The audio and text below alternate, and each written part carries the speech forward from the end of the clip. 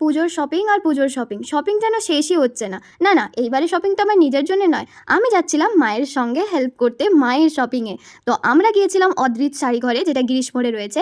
হ্যাঁ, মা ডিসাইড করলো একটা নতুন জায়গা থেকে কালেকশন দেখা যাক এইবারের পুজোর জন্য। তো অদ্রিত শাড়ি ঘরে ঢুকে দেখি বাপ রে, এ তো চোখ ধাঁধিয়ে যাওয়ার মতো কালেকশন যেন শেষই হচ্ছে না। যেদিকেই তাকাই শুধু শাড়ি আর শাড়ি। শপিং করতে যাওয়ার জন্য অদ্রিত শাড়ি ঘর বেছে নেওয়ার আরও এক অন্যতম কারণ হলো এখানকার ছাড় রয়েছে 20% পর্যন্ত ছাড়। যাই হোক, আমরা বসে পড়লাম কয়েকটা সুন্দর সুন্দর শাড়ি দেখার জন্য। মা চুজ করলো কিছু সিল্কের ওপরেই দেখা যাক।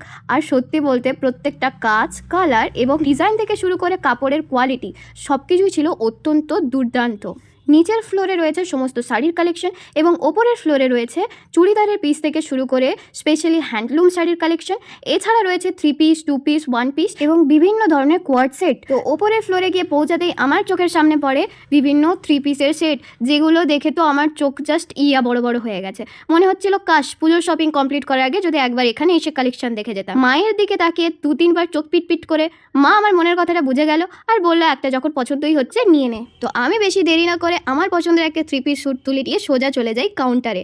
আর আমাদের বিলের ওপর প্রায় 60% ছাড় চলে এসেছিল। তো অনেকটাই রেঞ্জ কমে গেছিলো। এছাড়া অদ্রিত শাড়ি ঘরের তরফ থেকে ছিল ছোট্ট একটা উপহার। তো ফাইনালি শপিং করে আমরা ফিরে গেলাম বাড়িতে, কিন্তু আপাতত দৃষ্টিতে কতটা শপিং কমপ্লিট হয়ে গেছে তা এখনো নিশ্চিতভাবে বলা যাচ্ছে না।